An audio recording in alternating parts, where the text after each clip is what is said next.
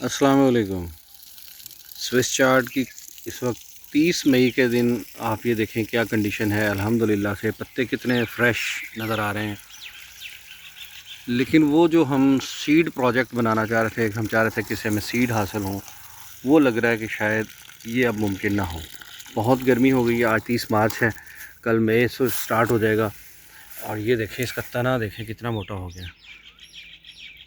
अच्छा खासा मोटा तना हो गया, लेकिन सीड्स जो है वो बनना नहीं शुरू हुए।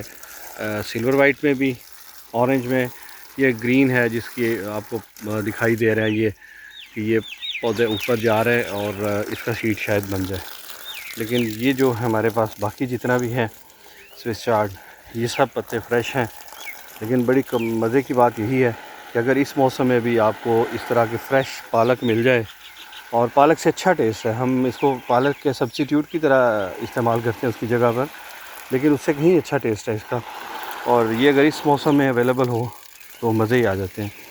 बाहर जो सुर्ख रंग की लगी है उसमें भी सीड आ रहे हैं, और ये जो ग्रीन है उस पर सीड आ रहे हैं। बाकी सिल्वर वाइट, ऑरेंज और एक और है, उसमें जो है वो सीड नहीं आ रहे।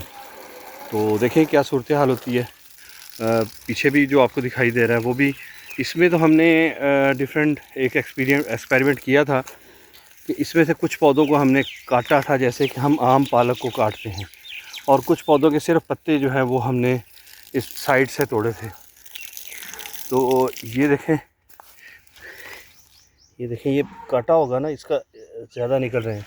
तो मुझे अच्छी तरह से याद नहीं है कि कौन से वाले, लेकिन जिनको नहीं काटा उनके तने को देखें तो उनका तना बहुत मोटा है। लेकिन जिन्हें काटा था उनका तना मोटा नहीं है। पत्ते अभी भी स्टिल इनके ऊपर दिखाई दे रहे हैं और बिल्कुल फ्रेश A1। तो ये तो अब देखेंगे कि अब ये कब तक ये हमारा साथ देते हैं, ये इतने फ्रेश पत्ते, क्योंकि बहुत खुश्क मौसम स्टार्ट हो गया। लेकिन सीड वाला जो मसला है वो भी हल नहीं हो रहा। इसका मतलब है कि अगले साल फिर फ्रेश सीड लगाना पड़ेगा।